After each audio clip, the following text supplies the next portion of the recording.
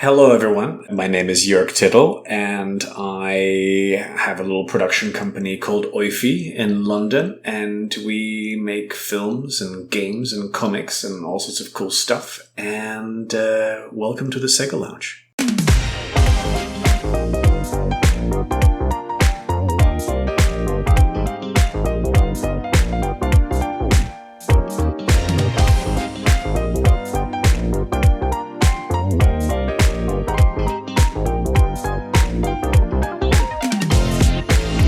Welcome to the SEGA Lounge, a podcast dedicated to our love for all things SEGA, be it the games, the music, or the community.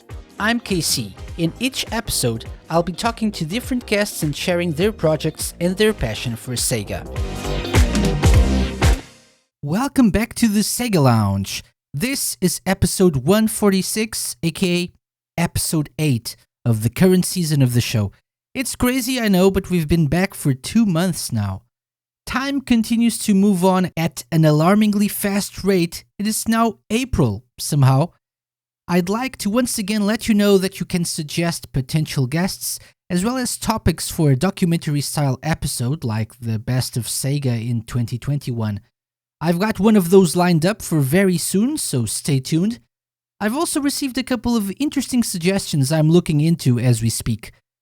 As per usual, you can reach me at podcast@thesegalounge.com or by dropping me a message on Twitter, Facebook, or Instagram. And now that that's out of the way, let's talk about this week's guest. I am very excited.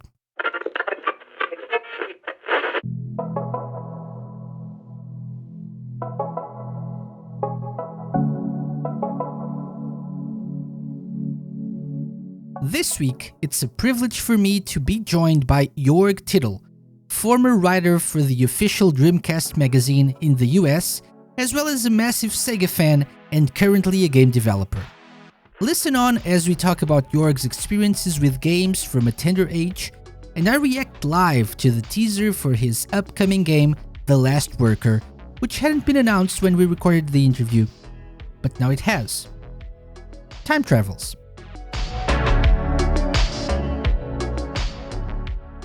Hello, Jörg. Welcome Hello. to the SEGA Lounge. Thank you very much. Very nice to be here. Thank you. Thank you for being here. How are you? Doing well? I am fine, considering that the world is a bit of a, interesting place at the moment. The weather is surprisingly sunny for London standards, and so I've got less to complain about than I usually do. So I'm all right. Awesome. That's how I like my guests. Feeling all right. Feeling ready for a nice chat here on the lounge. So you're basically, and I was looking at some background info. I hired a private detective. Yes. To do a background check and stuff. And you're basically a citizen of the world, I think, right? So Yes. So you've been all over the place, doing all sorts of interesting stuff. Yeah, absolutely. I was born in Belgium because my dad was working at the European Commission in Brussels, and my mom is Polish, and she's a composer, and so I grew up between Belgium and France, and then I moved to New York at the tender age of 17 to study at NYU, New York University, and I studied theater there while working as a video game journalist, and perhaps we could talk about that later. And then I moved. After that, I moved to LA, and I worked at Activision and was a budding screenwriter there. And then I met my wife Alex there, and then we started doing some plays and films and stuff. And now we're still making plays and films and other things. And now we're in London, and totally citizen of the world. Our kids, 2 of them we have, are a quarter of everything because my wife is half British, half American. So yeah, I don't know where I belong, but I've been born onto this planet, so I guess that's what I am. I'm one of those Earthlings. It's been a wild ride for sure. Yes, it seems. Yeah, awesome. So before we get into the whole professional experience, Would you like to tell us a bit about your history with video games in general? Not just Sega, but how did you... Because you've obviously been connected to video games, for probably what is most of your professional life, right? Well, definitely for most of my sort of conscious life, I think. Okay. I mean, I remember that as a kid, I had this friend at school, and he invited me to his house, and we were tiny, and he had Pong in the basement, and I was just completely mesmerized by these two little bars going up and down, and that little white dot moving back and forth on the screen. And it's like, wow, this is so much fun. I love this. And I sort of talked my dad into buying us a computer, which was a sort of 286 processor Intel sort of disaster with like 20 megabyte hard drive, literally. And on that's when I started playing the first games on that, while also like having a Commodore 64 and playing things like Turrican and things on that. And remember loading games on tape and waiting forever for that sort of fax machine sound to finally load a game or not.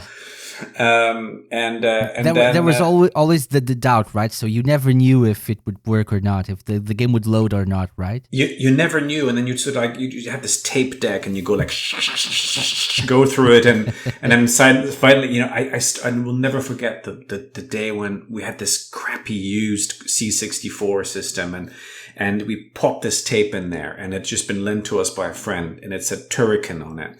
And we loaded in there, and it started up, and a voice came out of it, and it said, "Welcome to Turrican." And we're like, "Oh my God, the computer speaks!" We were completely blown away by this idea that could be something other than beeps coming out of a computer. So that was magical. And then, and then I really got into Sega very, very early. I mean, I was... I didn't get into the Master System, actually, because all my friends at school had Nintendos, and I was always a bit of a contrarian. But so eventually I got my hands on a Mega Drive, a CDX, actually. It was the sort of the Mega Drive Sega CD sort of combo, and also a Game Gear, the Game Gear, which is with its notoriously bad battery life. But I remember taking that to sort of on summer holidays and then dreading that, being up a mountain with my parents or whatever, and Echo the Dolphin making it halfway through a level or whatever, and it's sort of running out on me, and having to do it all over again the next day. And of course, all the games were so brutally hard on Game Gear as well, that the battery life didn't help.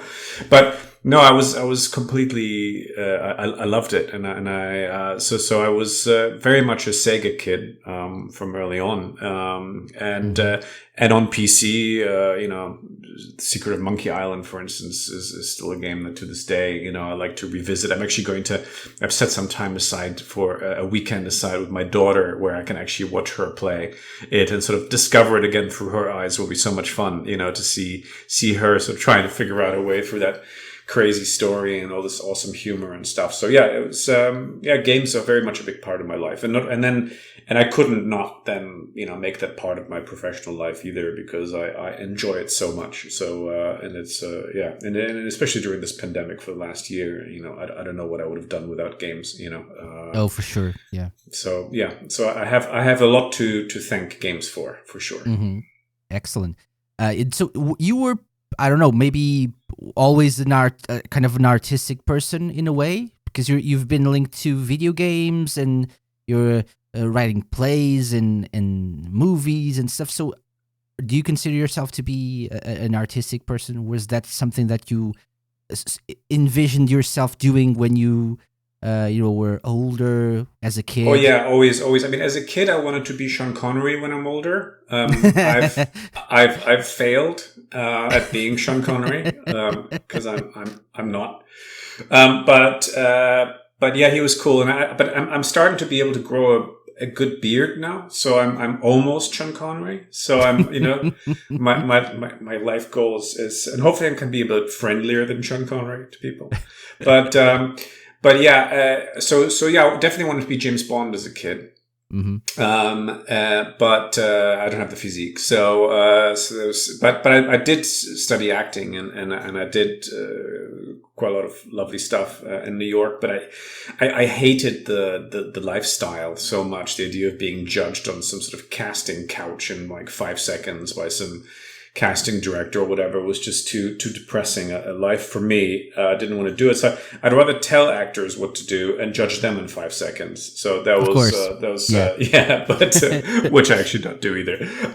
But no, I my mom is an amazing composer, film composer, and classical composer and stuff. And while I am musical, I felt like, because I'm quite a naturally competitive person, I didn't want to have to compete with her, because that would have been rather difficult. So I thought, one day I want to tell my mom what to do. I'll hire her to be a composer in one of my things, which I've done a few times actually on plays and on a first feature that we actually did with my wife, The White King. My mom wrote the score for that, which is absolutely gorgeous. So I was very much born into an artistic family. Always wanted to be in and around storytelling of any kind, and to me, games, even as a kid, what's been interesting to me is like growing up, seeing games from Pong, across the 8-bit, 16-bit, and beyond eras. You could see the gradual evolution of that art form, and I knew that one day, games would be the ultimate form of storytelling. I do think that I absolutely adore film as an art form, and we're making some beautiful films at the moment. But there's just the games are sort of the perfect blend of film narrative, but also theater. The idea of sort of engaging the audience and making them become a part of it. The idea of really truly immersing people inside of a story was so exciting to me, and I was truly immersed as a kid. Even with the crappiest, most pixelated graphics and bleepy sounds, I was in there, and perhaps others didn't see it, but I was, to me it was like reading a book and reading between the lines and imagining the world beyond those lines. To me, games, I had very much that same experience. I was, to me, still to this day,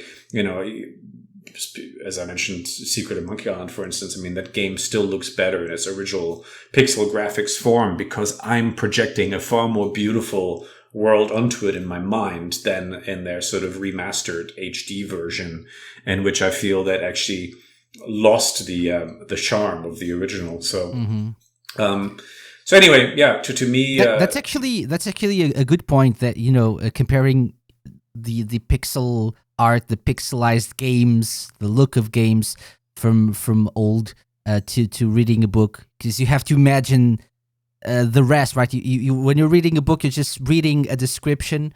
No matter how descriptive the author is, you really have to paint the picture in your mind of what that real world looks like, of what the people look like and stuff. So comparing that to our old pixelized games, that's actually something that I never thought about. Yeah, I mean that's why we're seeing such a massive resurgence of not just pixel art, but really hyper stylized games in the indie world mainly. But indies are now becoming, for many people, the new mainstream, because there's, in a way, you can put the sort of AAA titles in a sort of separate drawer, and some people are into it, and a lot of them are now landing straight on the subscription services like Game Pass and whatever. So they're almost starting to lose their value as well. Okay, fine, here's another EA thing or whatever. But there's something about, take a look at Loop Hero, for instance, which was just released last week or this week by Devolver. And they sold 500,000 copies in a week, which is insane. That game is graphically extremely primitive and very, very consciously so. And but it's doing some really truly new things with game mechanics and stuff, and people are eating it up. So I think there is actually a sort of yearning from people to have something that isn't trying to emulate reality. First of all, the real world sucks. So it's like I don't know why I'd want to at the moment. So I don't know why I'd want to have a game simulate what the real world looks like. And there's also something profoundly unimaginative about saying, "Oh, look, isn't this ray tracing realistic? Doesn't this reflection look so real?" It's like, yeah, but the real world looks real. I can just step outside the front door and experience that. Like when I play a game, I want to be taken somewhere else. I want to actually see a singular vision that is truly transporting me to something I've never experienced before. And to me, that's what those games were doing in the past, because you didn't have a choice. You had to transport yourself somewhere you'd never been, because you had to interpret visuals and worlds and animation and all that stuff into the pixel art. Now everything is being sort of spoon-fed to you on this sort of silver platter with shiny graphics, and everything looks absolutely realistic and blah, blah, blah. And it's all incredibly boring, repetitive, and generic. And the thing that I always really, really appreciated about SEGA was that they were actually putting originality over and above everything else. Like, so if you take a look at the Saturn games that Sega was releasing, and especially on the Dreamcast, bless it, like the games that were coming out of Sega Studios were so different, each and one of them so incredibly unique in its visual style and its approach to sound. I mean, to have the same game company release Panzer Dragoon and Crazy Taxi and Choo Choo Rocket and Burning Rangers, all in the same breath was extraordinary. And none of those games tried to be real. Like, all of them were going, and all of them were going for style and expression and impression. And I think that is just so exciting. And that's why I think there will be a resurgence, not just of Sega's titles and those ideas, but there's a whole new generation of developers. Even though I'm relatively old compared to a lot of young developers, there's a lot of us who actually grew up on that, were blown away by those games. Now we're like, I want to bring back what it felt like to play games like that, to discover something truly original that was new and unique and fresh, and wasn't trying to be mainstream, but it was also trying to be incredibly fun at the same time. And yeah, for sure. And that's Sega to me, Yeah, I was actually I sometimes stream on Twitch, and I was streaming the other night, playing Sonic the Hedgehog 3. Yeah, and I was talking to my viewers and mentioning that the Marble Garden Zone, I get this whole bunch of sensations when I play Marble Garden Zone, remembering that there's a nostalgia, but there's also I can really picture myself playing that as a like 8 or 9 year old. I can feel the smells, the sounds, the temperature, the sun on my face. It's like almost like something poetic, but it's really what that particular part of that game, reminds me of. And there's a whole lot of sensations that I feel when I play certain games. And I don't think modern games, as you said, more realistic type games, and which are probably more, are you pick them up, you play them, even if they're very long games that you play for tens of hours, but they don't have that lasting effect on you, perhaps, that retro games had. I agree, but I mean, there are some who do it. I mean, there are some games that do it now. I mean, Inside, for instance, is a game. When I played it, I see myself, experiencing some of those really, really memorable, stunning moments of Inside for the first time. Mm-hmm. Papers, Please. I can totally still, I cherish the moment when I first played it and went, wow, the music, the ironies and built into the storytelling, the first discovery of the first sort of corrupt thing you can do in order to feed your family. All those things So there are some games out there that, Firewatch, I had a very special time with that game when it came out. So there are some titles that will come out. Interestingly enough, you didn't mention any AAA titles in there, in that answer. No. I think the closest thing to a AAA title I'd go to probably is either Control, which it is technically a AAA game in terms of the size of the team, and but it was kind of indie in the way it was published, but it had a huge budget. Yeah, I love that title, and I think that's a very, very unique title, and it's a great game and well told, beautifully art directed, and yes, it has ray tracing, but it's but it's not. But then Yakuza Like a Dragon is a AAA title. I mean, it's not a. It wasn't made by a small team, but it has that Sega spirit, literally, of course. But it's not afraid to be weird, and it's not afraid to be quirky, and it's not afraid to be sort of and to have moments of extreme sort of realism, like for instance the moment where he's sort of eating a piece of bread, and you see a sort of, like realistic bread stretching mechanics animated by a team. And then the next moment it goes into some really weird, clunky sort of running animation. You go, of course, because why not? Like, why does everything have to be polished in this? It's not about that. It's supposed to make you laugh. And also it's bringing you into the creative process of the people who made it. There's a lot of winks in there, but it's never in a sort of annoying, look at me, I'm doing this cool thing now, kids. But it's just like, we're just exploring something, and we're free, and we're creative, and we're having fun, and we hope that you share in it with us. I really appreciated that. So I think, there are some big budget things, and big team titles out there that, of course, impress me incredibly. And, I'm blown away by what Hello Games did with No Man's Sky. I think it's a game that could for me could have used more of a narrative. I felt sort of lost in it, and I didn't quite know what I'm supposed to be doing. But some people want to be lost in a game and want to spend hours and hours and days grinding and sort of mining, whatever the hell they do in it. And that's cool. But I love the fact that they committed to this vision, and they took that all the way, and they're still, building it up. And then there's some incredible things like that are coming out of that kind of spirit with like Dreams, by Media Molecule, which is an utterly genius piece of software created by some of the nicest people on earth. And we are actually working with them on something pretty secret at the moment, but they're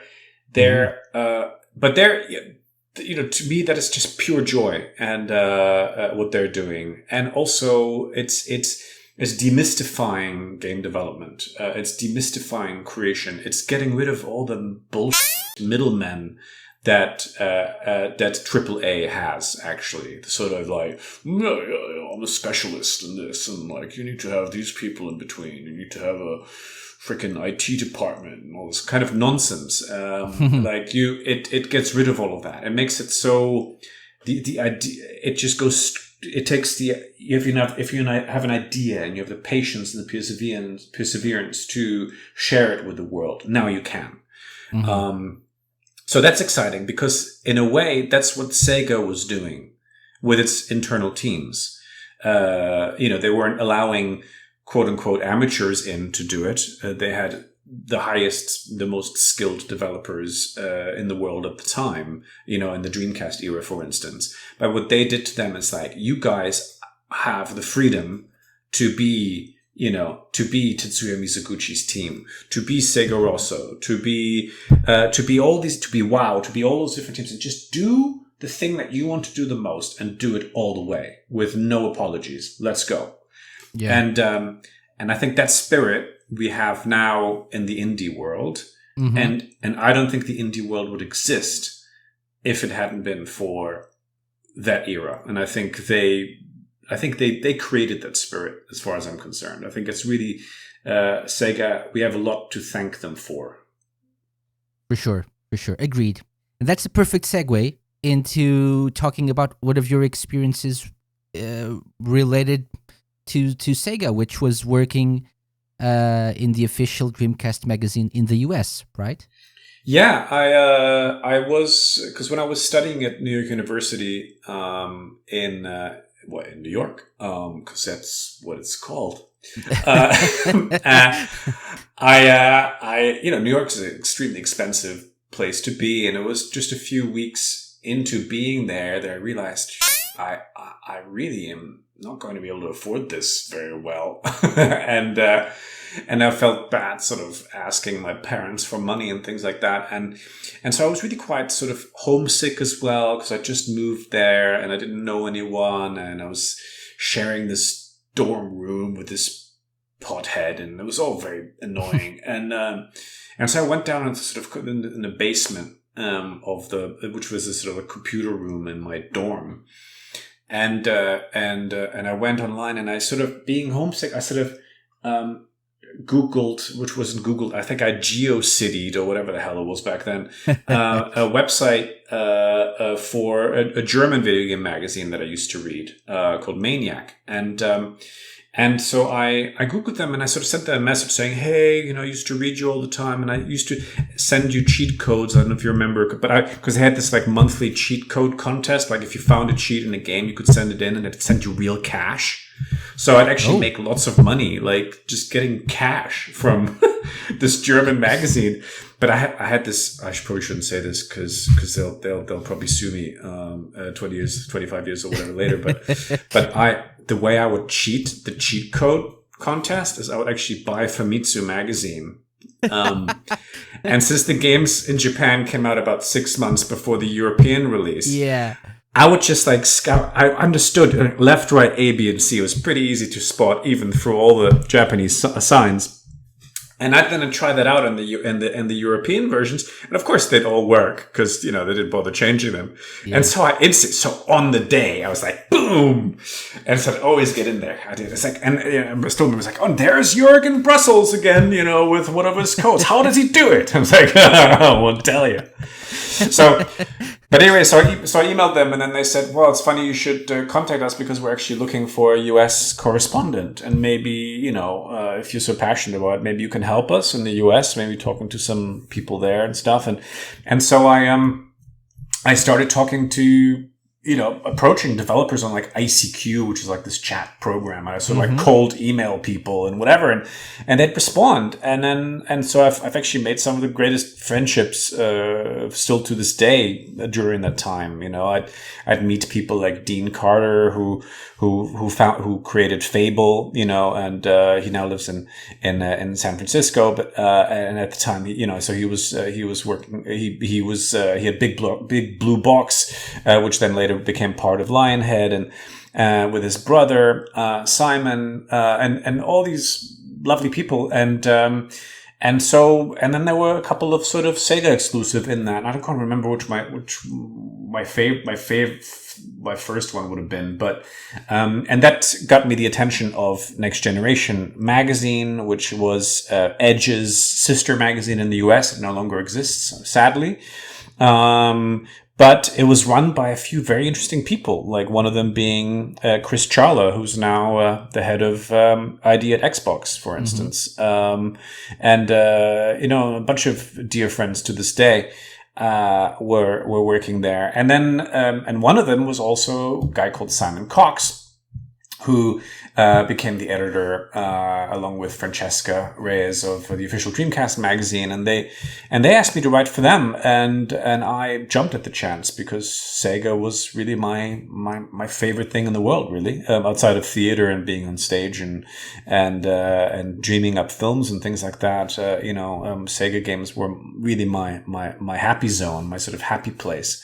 And as I said, when I felt homesick, the thing that I really that I comforted myself with was just thinking back at at games. And and that's how it started with official Dreamcast Magazine. And that was a great time because I got to meet Tetsuya Mizuguchi and my now sadly late friend Shinya Nishigaki who did Blue Stinger and then Illbleed and a bunch of other Frédéric Rénal, who did Toy Commander and was working on a game called Agartha, which sadly never saw the light of day. And amazing stuff. And so all these friendships and all these things came out of that time. So it's a great time. So what sort of work did you do that? Did you review games and cover the news and talk to publishers? Never. I never, ever reviewed a game in my life. And even though I was asked to all the time, but I refused to review other people's work because I said, I was always planning on making a game one day. So I would hate the idea of having that torn apart. But also like I until I've made one myself, I thought to myself, you know what, I'm an artist, like by heart. I don't want to criticize other people's work. I'm very critical of other people's work. But who am I to share that in print, with the circulation of 40,000 or whatever. And that was before the internet, where everyone now has an opinion and millions of followers and trashes things left and right. But I felt that was such a facile and useless way to spend your energy. If you don't like it, play something else or make something yourself. And I do value criticism very much. And I think criticism is actually also an art form, but it wasn't one that I wanted to pursue. It has to be constructive, otherwise. If it's just trashing something just for the sake of trashing. For the sake of exactly. Viewers or follows or whatever. But there's plenty of people out there who do that, but who don't necessarily trash, but who critique and who can review games brilliantly, and it's an essential job, very much, and it's great. And I just didn't want to be that person. I didn't think I would be particularly good at it because I'm a total lovey. So when I love something, I adore it, and when I don't like something, I'd rather not engage really because it's wasting my time. So although there's some things that are so bad that they're great, but then but I don't think I could make a career of like writing sarcastic sort of game reviews. So although of course now the whole internet exists because of that kind of stuff, but whatever. But yeah, I didn't want to do it. But the thing that I was really interested in was the people behind the games. And so the thing that I was always asking all my editors was, can I please interview this person and do a 6-page article where I just talk to this guy about it, or this lady, or talk to Amy Hennig or whatever, and talk to them for like pages and pages and pages about their creative process. And they're like, well, people aren't really interested in that, was usually the answer. It's like, oh, we don't really have the space for that and whatever. And I said like, well, cool. Well, then why don't we do this? Why don't you put one page of that in the magazine and we put the other 5 on the website, and then you have a reason to actually send people to the website. And so I was doing that quite a lot, and that was fun because I actually got to have these incredible, philosophical or creative exchanges with amazing people, and it was also a fantastic excuse for me to actually meet my heroes. So so that was Did that in any way, those experiences, those conversations shape the sort of creative work that you did afterwards? Did you take anything away from that? I must have done. I mean, I think you take, Werner Herzog, the great German director, when people ask him how, what do you need to do in order to become a good filmmaker? And he says, read. And I think the same applies to games. I get inspiration from everything, and actually probably the least from games, probably the most from the world around me and from horrible politicians and history and film and literature and all these things. But yeah, of course, I mean, I think the thing that was the most valuable from all these people were the ones that would pursue their own vision with confidence and with passion and with persistence. And that is something that you really have to learn early, because this stuff doesn't happen overnight. And in order to do something ambitious requires years and years of developing the right language, developing the right techniques of like getting people on board that you feel are the best at their job, and to speak their language, you yourself have to prove yourself first. So for me, it's been a long journey, because I'm only, I'm actually a very old, in my 40s, early 40s. So we'll have taken I'm getting me there. Yeah. What you mean? I get what you mean. I get. Yeah. Welcome, but It's sad. Get off my lawn.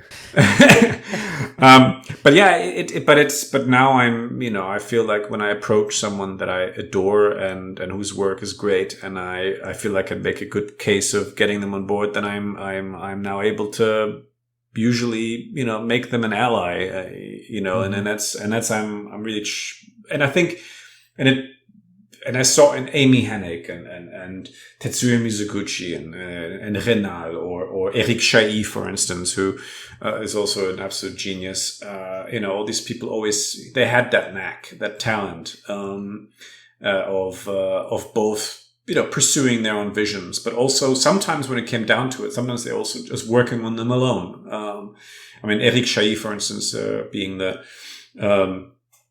creator of things like Another World or Out of This World, and then later on he made this game Heart of Darkness, which I absolutely loved on PlayStation. It took him 6 years to make that game, and I actually interviewed him about like maybe 2 years into the process, and then again 4 years into the process. And when I talked to him 4 years into the process, he no longer had his team. The whole team deserted him, and he was just working on the game alone in a completely vacated studio in Paris. And in the end, the game came out, and some of the original members rejoined, but it was a nightmare. But and the game probably wasn't a big commercial success. But he certainly still makes amazing games to this day. Like Paper Beast, I don't know if you've played that on PSVR or other I haven't, systems. but I've heard of it. Yeah, it's gorgeous. And hearing these stories, these life stories, was in a way more important than, looking at their art and going like, I want to copy that. I want to do that thing. Which is how a lot of people seem to be approaching, either making movies or games these days. Oh, I'm just going to copy Crazy Taxi and call it Taxi Chaos, or I'm going to they haven't made Jet Set Radio for a while, so I'm going to make this Boom Shakalaka Boom Bong game, which looks exactly like it. It's like, dude, do you have an original idea in your head? Maybe you can convince Sega to get you the license, and if not, then you're not good enough for it. Then do something else. So I think. I don't know. I'm going off on a tangent, but yes. So to get things back on track, do you have any experiences, or if you could just pick one moment from working in the magazine and meeting all these amazing people that you cherish to this day as one of the most amazing things that happened during your time at Dreamcast Magazine? There was one moment that I will never. There were so many, but there's one moment that turned into a really dear friendship that I will forever cherish. And that was when I'd first got wind of this game Illbleed being in development, and it looked so insane. The sort of B-movie slasher horror, sort of with weird humor thing that was being made by the guy who had before that made Blue Stinger, which was fantastic on Dreamcast. I approached him, and he was in Japan, Shinya Nishigaki, and he replied in very rough English, because he didn't speak it very well at all, and so he started talking to me via translator. And then I said I really, really wanted to do an article about that for the official Dreamcast magazine. And not only did I ended up being an article in official Dreamcast magazine, it became the cover article of official Dreamcast magazine. And he was so grateful for that, because he didn't have a US publisher yet at the time. And so this got him a US publishing deal. And and it became this cult thing because everyone would start talking about Illbleed. And then Shinya was so grateful for that. He surprised me one day and created a character that was named after me. Not just named after me, but also looked exactly like me in the game. Exactly like my 18-year-old version at the time. The last name was changed from my weird Tittel to Baker. So it was Jörg S. Baker. And then he asked me, okay, I also want you to do some voiceover work for it. I'm like, what? Yeah. Yeah, because I know you're an actor and stuff.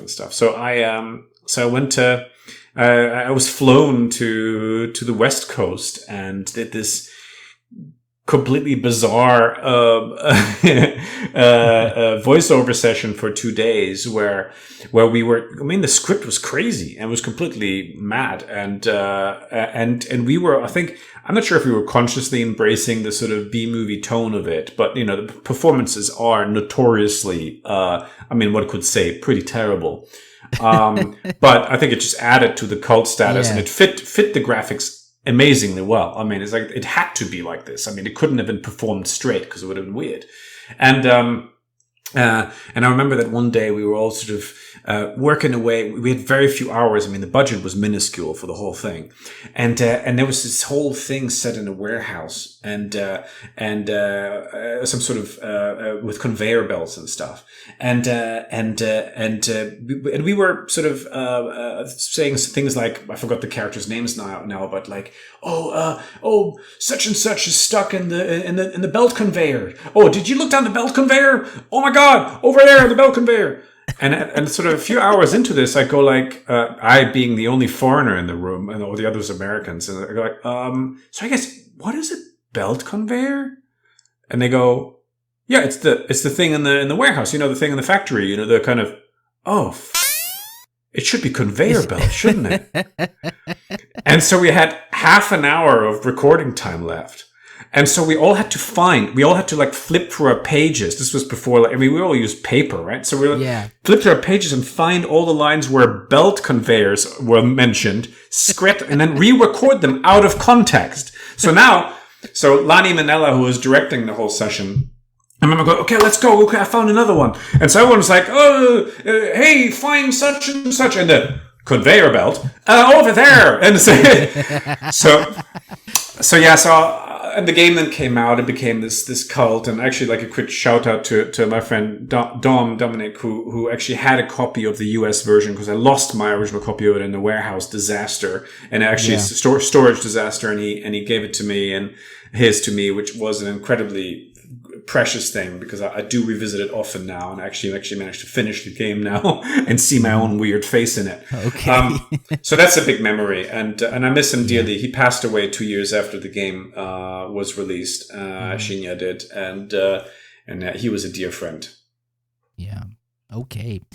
And so, Jörg, let's take a quick break. Okay, we're gonna keep talking about your interesting career. And we have a surprise for you after that break as well, okay? Oh, sweet. We'll be right back.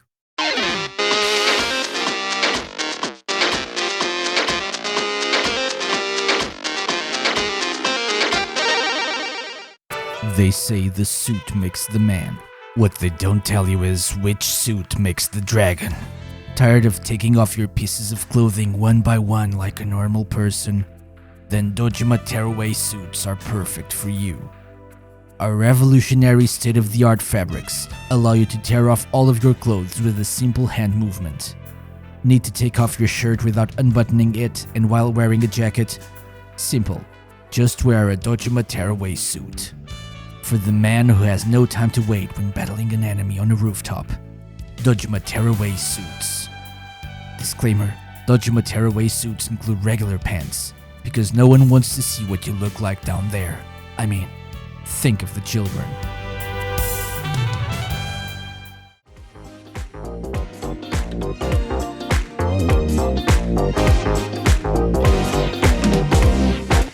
Welcome back, Jörg. Welcome to the SEGA Lounge. Ooh. Nice to be back. It just feels like we never left. No, I mean, it's like I'm still sitting at the same desk. You know, you pure listeners have to listen to lots of ads, you know. Exactly, yes. You're a rich man now. A lot of sponsors, yes. No, I'm loaded now. Yes, I know. So, Jörg, we have a tradition here on the show, which is to, we have amazing guests, so we want people to feel welcomed. So I have something for you, which I call the SEGA Lounge Challenge. Now that you know our guests, it's time to put them to the test. It's the moment we've waited for, and the moment they dread. Welcome to your doom. I mean, welcome to the SEGA Lounge Challenge.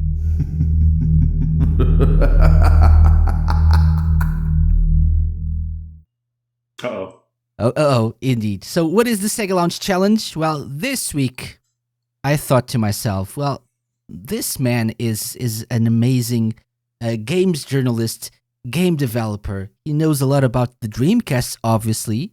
He wrote for the Dreamcast Magazine. But how well does he know the music to Dreamcast games? Let's go. Okay.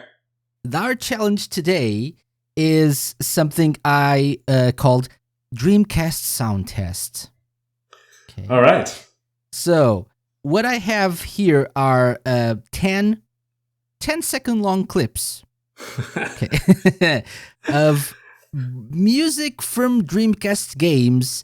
I would say iconic, but not all of them are that iconic, perhaps. I don't know. Some are iconic, some are not. I don't know. They are all numbered 1 to 10, so I will give you the privilege of picking the numbers from 1 to 10 as we go along. So yeah, 10. I'm going to make a complete fool of myself, of course, but that's the whole point of this. That's the point. Okay, good. I'll start with number 10. Okay, that's a good pick. So I think it's reasonable to hope for 5 Sonic points. Adventure. No, okay, sorry. No, you haven't played it yet. Sorry. Wait. What if it is Sonic Adventure? that would be People cool. will think this is rigged. Yeah. We'll see. Let's take a listen. All right.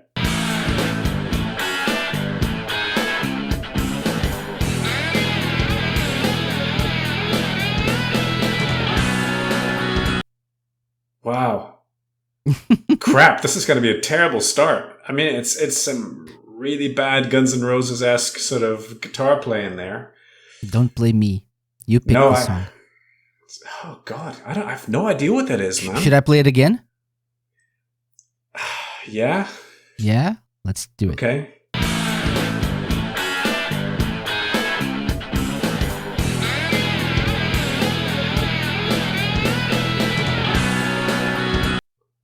Is it like Dead or Alive or something like that? Let's start with genre. So what do you think? What kind of game would a song like this be in?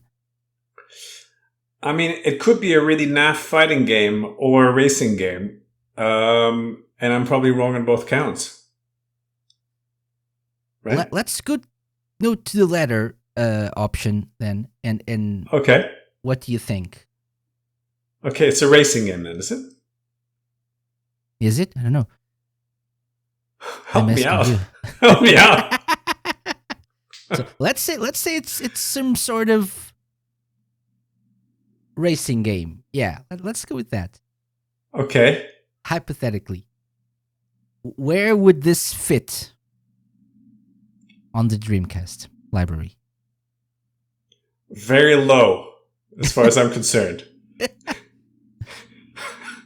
Like this sort of rock soundtrack. Oh, dude, I don't know, man. It's really not my style. But it's funny because if this was a Sega title itself, which I'm not sure it is, but if this was a Sega made one, then of course the Sega sound team had a whole variety of stuff, and sometimes they also made some pretty, naff things as well, which this might be, but I don't know. I think I'm gonna have to say I have no clue. Help me out, please. So, sorry, I can't give you any more clues. Yes, but you can try something. Just give me a name. Maybe you'll get it. So, is it a racing game? It involves vehicles. Yes. Oh, it involves vehicles. Uh, Is it a racing game? It is a racing game. Yes. It okay, is. well then you're gonna have to tell me this one, because otherwise this show will be 3 hours long. So any kind of guess here? No, No. nothing at all. Nothing. Okay. Nothing. So Nothing the answer here is this is indeed a Sega game. Yeah. It's called 18-Wheeler. Oh, American Jesus. Pro Trucker. I never actually played 18-wheeler. Never. Me neither. I'll be honest. Okay. I would love to though, because I saw some footage of it back in the day, and I think this would be a fun game to play. But I don't know. Yeah. I mean, I think I would have played 18-wheeler if it was more like cluster truck or something like that, where you actually get to sort of destroy things by crashing into them. Use the crazy taxi engine and give me a big truck. But was it Snaky Bus? Did you play that? That's a pretty cool game. It's on Steam. It's called Snaky Bus, and you're this. Yeah. I think it's called Snaky Bus, and you're just a little bus, and you and the more you drive through the town, the longer you get. So in the end, you become this massive ass snake, and you have to try to not crash. So it's a combination of Snake, the game Snake, and a crazy taxi like bus. It's awesome. You should play it. Awesome. So. Anyway, But I never played no- 18-wheeler, and I apologize to the composer. I'm sure it's someone absolutely fantastic, but it's I was of its actually time. It's of looking its for time. that Tatsutoshi Narita. I don't know. I'm not No familiar idea. with this name. Oh, he did a lot of stuff. Oh, worked on Like, Fantasy Star 4, Propeller Arena, Daytona USA, Virtua Fighter 2, Saturn version. yeah. Okay. So yeah. Okay. Sweet. Thank you. Okay. Thank you for that. That's amazing track. So Yeah. yeah, like we said. So number 10, no points. No points. Next one. La We're Belgique, aiming for 5. 0 point. 0 5. point. Exactly. Yeah. So 5. we're aiming for 5 points. You want to go with number 5, track number Let's 5? go number 5. Okay. This is totally different. Let's take a listen.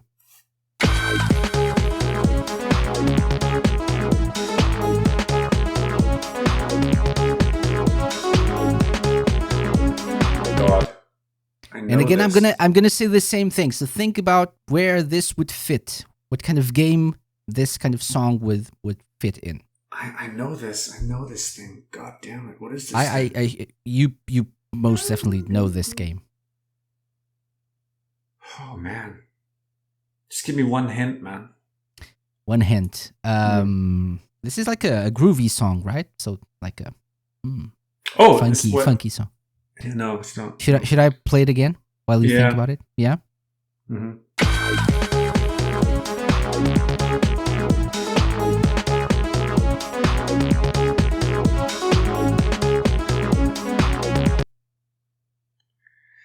It's so weird. It's you said groovy, and you sent me off on this tangent because it actually strangely also has a bizarrely similar beat to the first Earthworm Jim, who always Nope. annoyingly said groovy. And but of course this is not. And now I can only. This would be my hint for this track is this would be nice if you went around the streets of Japan and did stuff. Well, it's not Shenmue, is it? I don't know. I'm actually waiting for the answer. I don't know. Was there a moment in Shenmue where this kind of thing would have played? Because I mean, of course, when I think of Shenmue, I think of la da da da da da da da. Would this fit Shenmue? I don't know. I mean, maybe if you walk into a sort of club or. But no, Streets of Japan. I'm clearly wrong with Shenmue. Maybe not Shenmue. No. No, Streets of Japan going around in them. Listening to beats, to some funky beats. It's not Jet Set Radio. It's not. So, Is it? I don't know. I'm waiting for your answer. Yeah, I'm terrible. See, so I was completely unqualified for this official Dreamcast magazine writing gig. As Good you can thing tell. there was no music in magazines. Yes, exactly. Yeah, but I know this track. And it's not Metropolis Street Racer. No. So running around the streets of Japan, a Japanese Mhm. city, maybe listening to some beats, Yeah. and this is from your answer, please. I don't know. It's not Metropolis Street Racer, which had some really cool What did you say before? Shenmue. No, the other one. Oh, I said another one, did I? You did before Metropolis Street Racer. Starts with a God. J. Oh, Jet Set Radio. That's correct. Well done. Is it? Well done. It is Jet Set Radio. This is Miller Ball Breakers by the Avid Soul, part of the soundtrack to Jet Set Radio. Weird. I don't remember listening to this track ever in this. Do you? Do you know what I level do. this I is do. in? This is probably my favorite track from Jet Set Radio. That's why it's here. Yeah. Where is it in the game? When you're as I said, running around the streets of Tokyo, I think this plays in several different parts of town. So you have different levels, right? Different neighborhoods.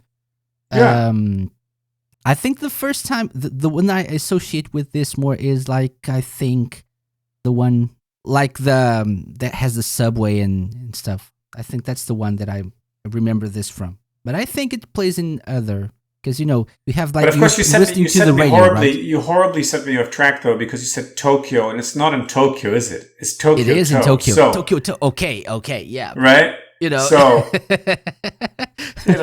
you put me into the real. You put me into the real Japan here. That's a good point. As opposed to the heightened. It's horrible what you did there to me. Anyway, but you got a point. You got a point. So that's cool. I have a point. That's That's good. Number 6. Number 6. Number 6. Let's take a listen to number 6.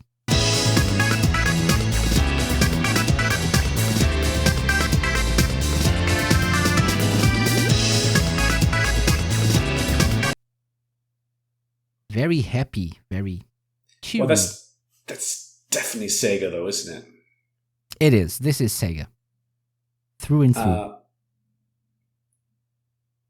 Is it in a Sonic game? I don't know. Could be. I think it's in a Sonic game.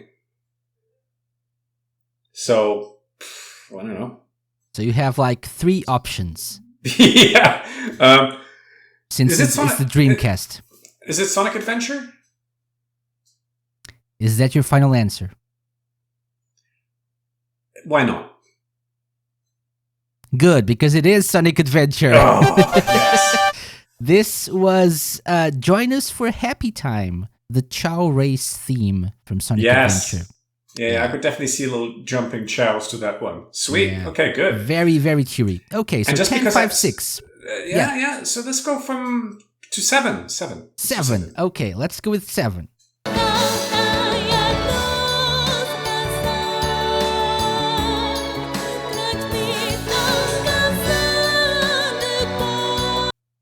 Completely different.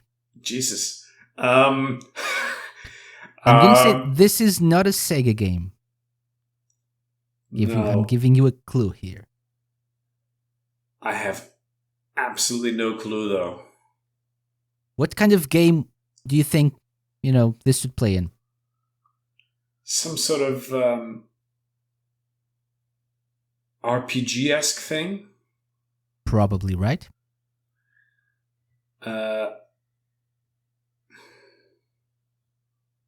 Skies of Arcadia. No, is it? I would accept it, but that's Sega, so no. It is Sega, isn't it? Yeah. That's Sega, so I'll give you another try. Okay. Fun fact: the title of this song is Portuguese. The lyrics are in Portuguese. Okay, I'm Portuguese, so that's how I know. But they are sung by a Japanese lady, so you can guess that it doesn't really sound like Portuguese at all. Yeah, I mean, you've got some amazing Japanese sort of Portuguese and sort of samba inspired composer. I mean, Jun Miyake, for instance, is an incredible composer, and he works with real Portuguese singers, though. That's the difference. But this particular song, oh God, I have no idea. So think about a popular, I think, well-known RPG for the Dreamcast, not developed or published by SEGA. And Grandia 2, was it? That is a Dreamcast RPG not published or developed by SEGA. Well, let's go for Grandia 2. Are you sure? Yep. Final answer? Yep. That is correct, actually. Yeah. Oh, you bastard. All right. It is Grandia 2, yes. Right. Yeah, I'm That on is a roll called here. Canção do Povo, which is like the people's song. Okay, Nice. Good job. Okay. Just 3 because I'm now points. I'm on this like winning streak here. I'm going to go for 8, just because I'm close 8. to. Yeah. Okay, let's take a list. I think you know this one.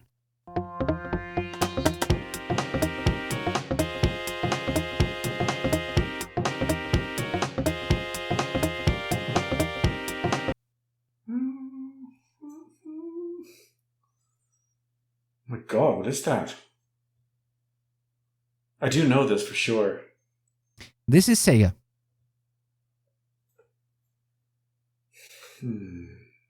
This is so Dreamcast that it hurts. Is it Sonic Team? It's not, right? Can you tell me that? Can I tell you that? I don't think I can. Oh. Would it make a difference? Yeah. Why? Well, if it doesn't, why'd you tell me?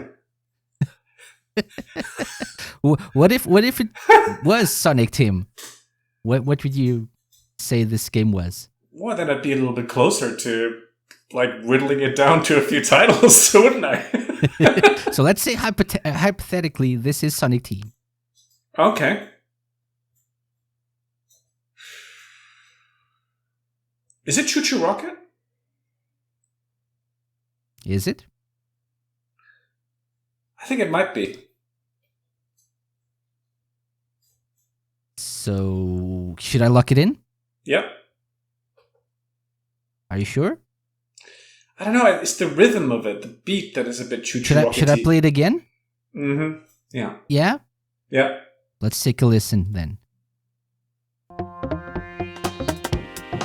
Yes, it's Choo Choo Rocket.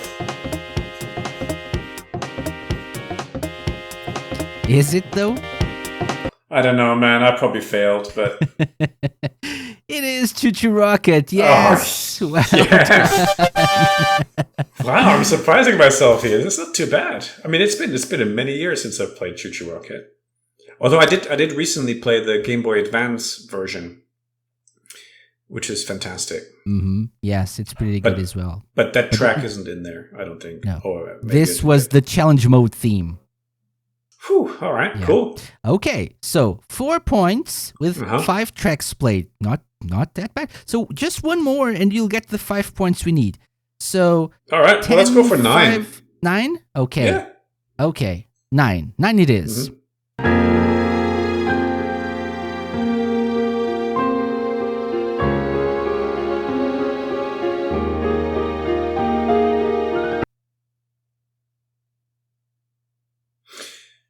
Is it Shenmue?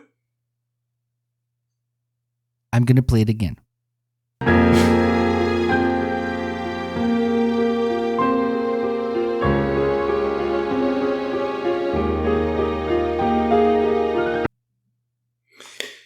The thing is, it feels the keyboard stringy things sound a bit too fake for Shenmue because it was better orchestrated, I thought. So I'm maybe off track. This is not a SEGA game.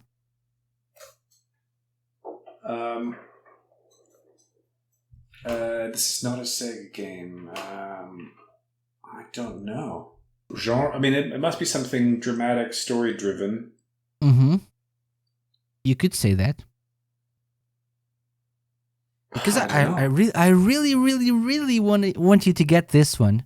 I'm gonna give you a clue. Yeah. I heard somewhere from someone that there were belt conveyors in this game. Oh, jeez, this is from Illbleed. It is, yes. Wow. Oh my god. Okay.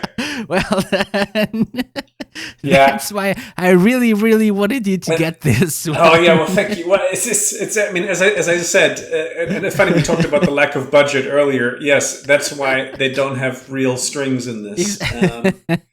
So this was Yeah. this is the main title, the credits version of the main title of Illbleed. Yeah, Is that's it? it. It is. It is. Wow. Yeah. Why did I not know that? I don't know. It's not. It's Yeah. not incredibly memorable. If it's quite generic sounding. to be It's fair. just 10 seconds long, so it's not Yes. enough time to remember. Maybe. Yes. Yeah. Okay. So Good. I made it. Right? 10, 5, 6, 7, 8, 9. Shall we play a few more, just so you can get Sure, the other ones? Yeah. So Sure. Let's do two more. let's do one, Yeah. for example. This is Yeah, not sure. a Sega game. Let's try this one.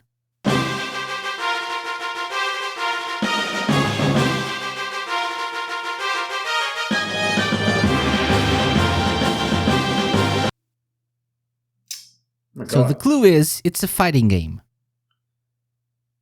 And not a Sega fighting game either. It's not Soul Calibur because it's too jumpy, you know? Mm-hmm. Is it Power Stone? Is it? Maybe. It is. Yes, it's Yeah. Power Stone. This is Player Select from Power Stone. Well done. Yeah. Well done. Okay, so let's just do one more. So we have 2, 3, 4. Yeah, 2, 3, 4. Which one do you want? 3. No, it's 3. Not right in the middle, right there. Okay, 3.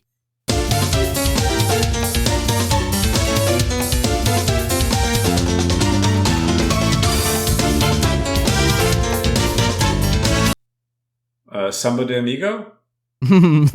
Could be, no. Probably isn't. but no. It's a racing game. Is it? Sega racing game. Oh God. On Dreamcast. Yeah. With that weird tropical sound. Mm-hmm. Oh God.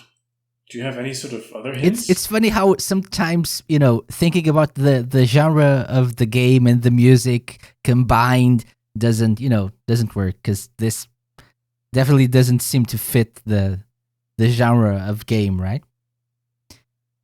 So No. this is from the track is called King of Island. King of Island. Yeah. Does that help somehow? King of Island. No. No? Is it a good game? It is. It's well regarded, at least. It's a sequel. Really? Some people, I think, like the original better. But Well, it's not Sega Rally 2.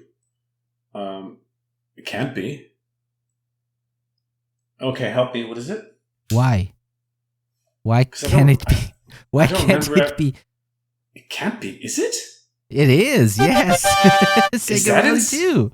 Is Yes, that, King where of the hell- Island. Yeah. Where the hell is that horrible track in Sega Rally 2? This specific track was composed by Hideki Naganuma, so the composer Whoop. of Jet Set Radio as well.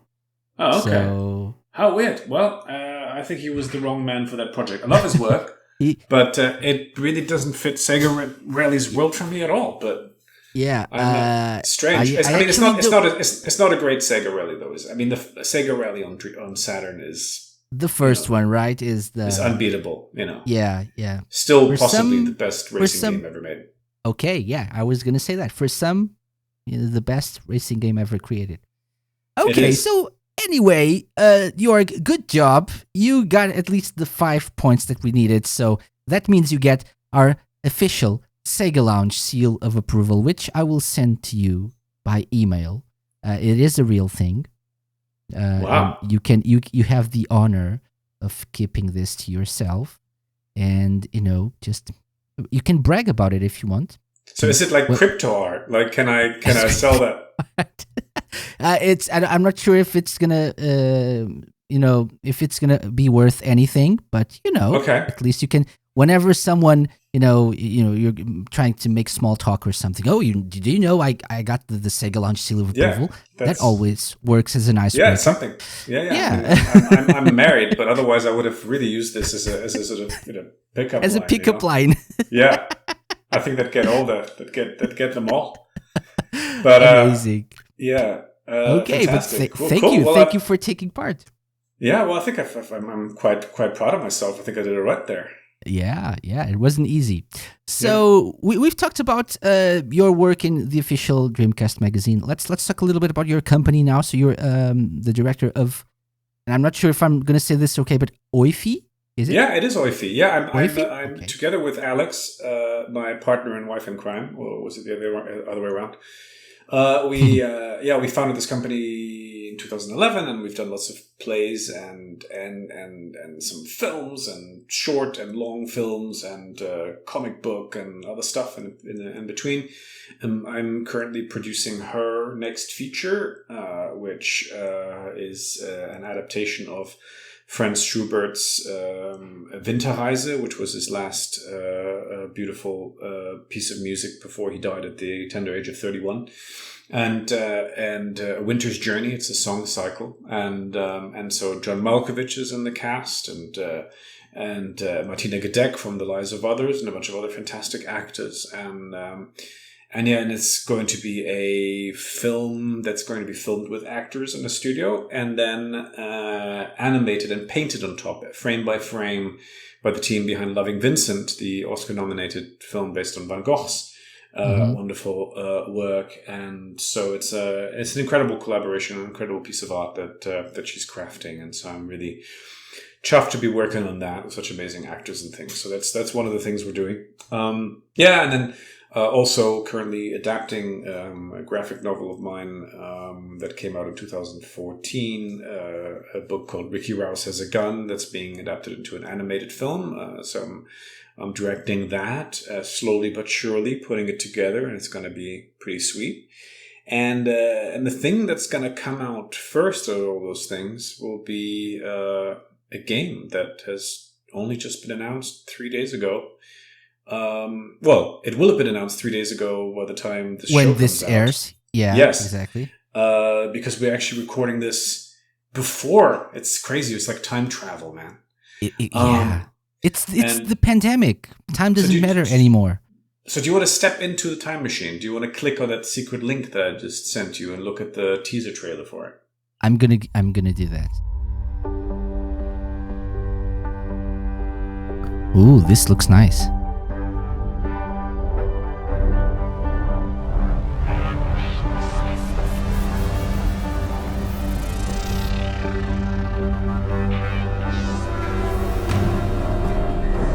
I am very intrigued.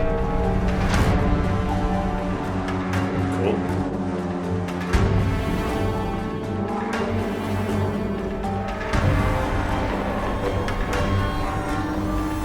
I love the art style. Thank you. The Last Worker.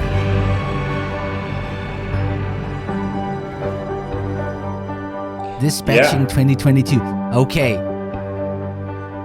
Oh, okay. So you're gonna have to give me more than this. I need to know more. Whoa. I won't give you much. But one thing I really encourage is for your listeners to pick up the May issue of Edge magazine, because there's a 2-page spread about it in there. Or by the time the show is out, there will have been a 2-page spread in it, because it's only coming out at the end of the month. But yeah, it's a game, man. What can we tell from looking at the teaser trailer alone? It looks great. Yeah, I mean, first of all, your listeners will be able to watch the trailer. The easiest thing is to either, I mean, of course, they can Google The Last Worker game or something and will come up, but they can also go to thelastworker.com. We're going to leave a link in the show notes as well. So that's awesome. Yeah, and then they'll see the trailer on there. But yeah, it's a game. I've been it's been a dream of mine to put this together for a few years, and then last year we finally got the team and money and partners together to do it and to do it right. And so I'm working with Wolf and Wood, which is an amazing team up in Newcastle, run by Ryan and a bunch of other very talented guys. And yes, I'm working along with Ryan on this game, and it's and he is one of the pioneers in virtual reality, actually. So he made a game which was part of this sort of Oculus sort of DK1 prior to the Rift even world from day one, called A Chair in a Room. And then he made the Exorcist VR game after that. And he made this fantastic game called Hotel R&R, which is also on PSVR. So he's very much a VR pioneer. And this game is going to be a VR title and also on traditional, so to speak, consoles. So next-gen systems is going to be on PS5, Xbox Series X and S, and also on Switch and PC. And and so we're it's a narrative. I was going to ask that. So it's going to be story-driven, right? So a story-driven experience. It is story-driven, but it also has really, really immersive and really physical, and dare I say, almost sometimes arcadey gameplay. But I don't want to give too much away because there's going to be quite a few drops throughout the year because it's coming out early next year. So until the release, and this is. Wired Productions, my publisher. They've also made games like Grip and The Falconeer, an Xbox Series X launch title and things like that. And they will have, by the time you listen to the show, hosted an event on 29th of March called the Wired Direct, and The Last Worker will have been. Or has been the last title that they announced at the event, and so that was the sort of mic drop at the end. Was this teaser that you've just seen in this time machine that we're recording? And everyone went wild. I have to say, it was amazing. Went crazy. Yes. Everyone.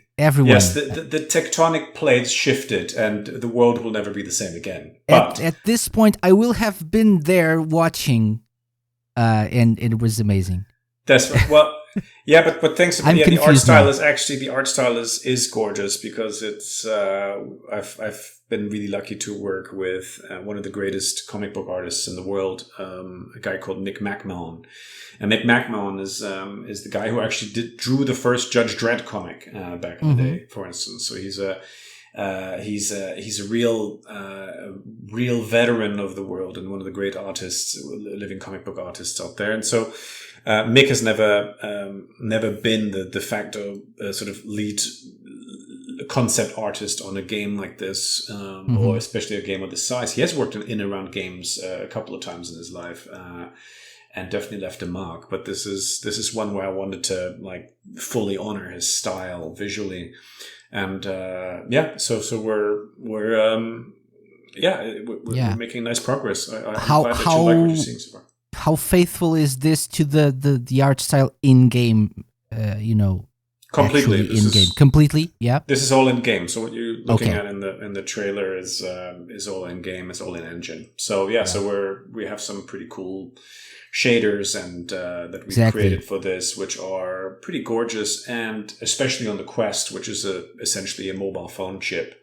But we're squeezing some pretty incredible stuff out of that little device, which I love, by the way. I'm whatever one might think of Mr. Zuckerberg and the Facebook empire, the Oculus Quest And the Quest 2 is just an absolute genius device, and it's a great gaming device. And actually, in some ways, it gives me the feels the way the Dreamcast did. Actually, playing games like Res Infinite, makes me feel like or even Space Channel, which 5, which is not as good, of course, as it's a little bit different. Yeah. But Res Infinite is absolutely brilliant, of course, and if you talk to Mizuguchi-san and other people, even back in the Dreamcast days, they were already experimenting with early VR. And not only that, but Sega, of course, had the Sega VR headset that they unveiled in 1993. Speaking of time machines, I like to sometimes think about what it would be like to live in a world in which Sega was actually the sort of biggest tech company. They were bigger than Google, bigger than Facebook. How cool would that be to live in a Sega world? Things would be a little bit less dystopian, I think. More blue skies. More blue skies. Yeah, exactly. Yeah. Listen to, we'd all be listening to the Outram soundtrack. We turn on the news. How cool would that be? Yeah. But, so do you think was VR the main platform while you were devising this plan of developing this game? Yeah, was that the main focus? Yes, I would say so. I mean, it's hard for me to say it's the main one. I think it's the ultimate expression of interactive storytelling is in VR for sure. There's nothing that makes you be inside the game more literally, but also in more ways than one. I mean, the idea to be able to physicalize a story and to be within that is immense, and that's something that holding a joypad won't do. But at the same time, we'll be doing things on the Switch, for instance, with the Joy-Cons that are very, very close and then on the next gen systems, we'll be doing things sort of graphically and sound wise and things that are not possible on other systems. And so I think every system has its strengths, and listen, I was inside the body and character in Firewatch, due to the incredible storytelling, as much as I am in a VR game, if not more, because it was so well written and because the music was beautiful and all these things. So but there are certain things that we'll be doing in VR that people haven't done before, and also we're also learning things from the VR experience that we are putting into the flat, so to speak, games that hasn't been done in flat games before. And so I think all the different mediums and devices are teaching each other new things and inspiring each other's. Mm-hmm. So yeah, I love them all. I mean, I've spent more times during this pandemic playing games on a GBA, for instance, or on a sort of a Game Boy SP than on or the Dreamcast for that matter than on next gen systems. So to me, it really is not about having the latest in tech in order to join a game at all. And as I said, the Quest is not a super powerful device graphically. It is though, because it has to be able to throw, at least 70 frames a second. And actually now it's at least 90 frames a second on each eyeball, while also tracking your body's movements in relation to the space and stuff like that. So it's an incredible thing. But of course, if you were to take a still from that and compare it to your latest ray traced, realistic, whatever thing, then people will go, oh, the graphics aren't good. The graphics are amazing. Actually, and that's what I love. It's like you have graphics that are actually closer in spirit to the abstract and sort of original and crazy graphics that you had on in the Dreamcast days, except that now you're living inside of them, and I love that. Yeah. So, yeah. Awesome.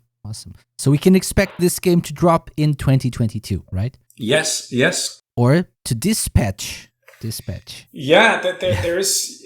By the time the show is out at the beginning of April, people will be able to go to thelastworker.com, and that will give them a little bit more of a clue than the teaser. They'll be able to see the teaser, and then they'll see some art on the site, and then they'll be able to wonder, and I'll tell them absolutely nothing more, and then at some point I will. Okay. Yeah. So you'll have to come back when the game is closer to being launched to talk a little bit more about it. I would be absolutely delighted to do so. It would be awesome. Yeah, I'm really intrigued by this now. So yeah, I won't stop bugging you to come back. Awesome. Well, please do. I really look forward to it, and I hope people will love it. I think they will. We're pouring a lot of passion into it, and it's going to be beautiful. Excellent. So Jörg, it's been an absolute pleasure having you on the lounge, talking to you. You're I like guests that tell stories, so that was awesome. Thank you very much for your time.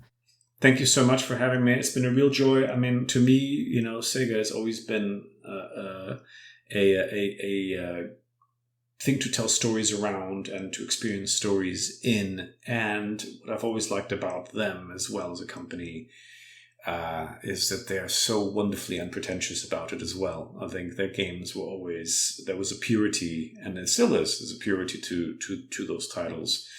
All of them, and the great artists that came out of it. I mean, we mentioned Sega Rally earlier, and to think what Mizuguchi as a producer and Kenji Sasaki as a director and all these people did is immense. I mean, Outrun to this day is still better than any of its sequels, and whatever new device you put that on, it just keeps showing how incredibly timeless it is. It's like, and there are very few games like that out there, actually, that are that have this spirit and that have this level of execution. I mean, playing, I really recommend to everyone, whoever has a 3DS, should really get Outrun on that, because it's the ultimate version of that game, and to a point where it's also simulating the cabinet's motions and movements and stuff and all that kind of stuff. You could even hear the cabinet sounds in it. It's so awesome. And then this is a difficult get for people, but if they want to, there's the new GGLS 3 that was made by M2, the same team that ported Outrun to the 3DS, for instance, or that also did all the Sega Ages titles for the Switch as well, the 3D classics. Yeah, they're the kings of ports. Oh, they are amazing. Yeah, but the Aleste is an original. As a new Aleste original game for which you could get on PS4 and Switch in Japan. They're not region locked, so you can actually order it from like Amazon Japan if you want to go for the evil empire, and make Mr. Bezos even richer. But they also released it on Game Gear Micro, which I have, and it's just so lovely. Do you have all of them, or just that one? 3 of them. I have the blue and the black one, as well, and this little off-gray, off-white one with Aleste 3 on it. And it's what I was going to say about it. It's a great game. It's actually a great new Game Gear game, but which has learned from all the shoot 'em ups in the 2-3 decades since, but still is actually programmed for Game Gear. And there's something really quite, again, time travel. It feels magical. It feels like you're playing a game that you feel you would have played back then, but wouldn't have been possible back then to make, because they've learned so much along the way. It's lovely. So hopefully my game will make people feel gorgeous. It's not retro at all, as you saw in style. It's a very new thing. It's forward thinking, but the Sega spirit hopefully has inspired it as well. Yes, exactly, has inspiration from those times. Awesome. So next time you're here, we're going to talk about the game, and I'm going to ask you more questions about your feelings for Sega, because I feel like you have a lot more to add to this.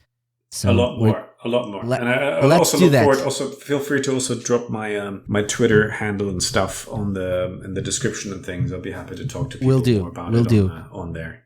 All Excellent. Right? So I'm going to ask you one last question that I ask all of my guests, Jörg. So you are probably familiar with the concept of blast processing? Yes, of course. Yeah. So if you could add blast processing to anything in the world, what would it be and why? I'd add blast processing to Boris Johnson's pants and send him in outer space. Okay, that's an answer. Very good. You asked. Very good. I asked, exactly. That's one of the most original answers I've got in 6 years or so. So,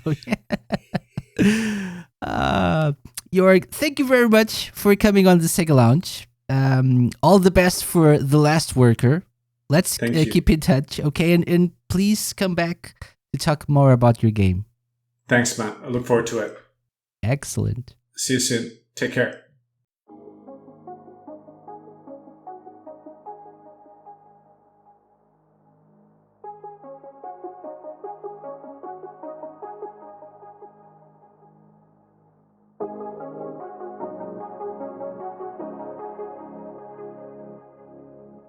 Check out the links for The Last Worker's website, Twitter account, and the teaser video in the show notes.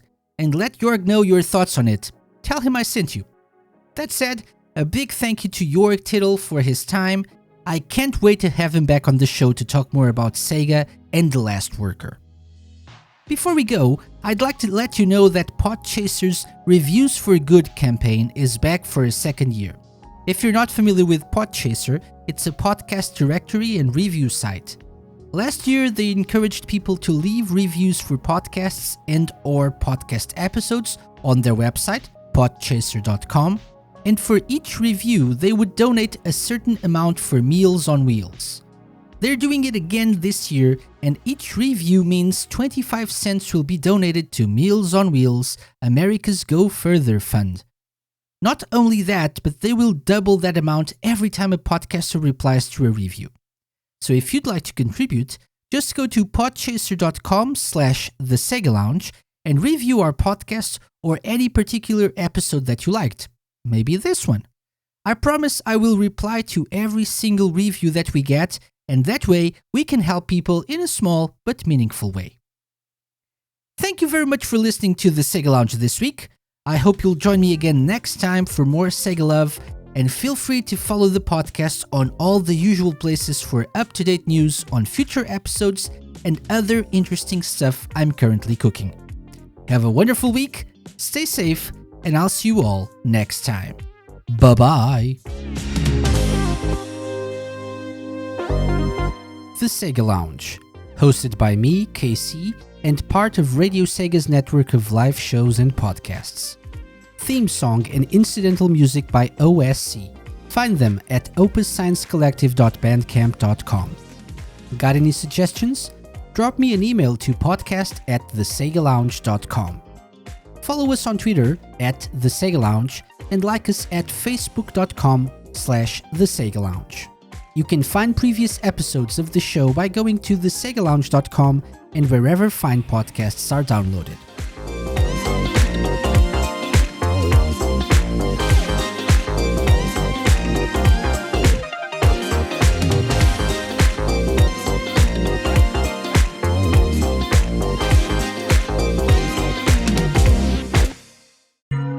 A Mixed On Productions podcast.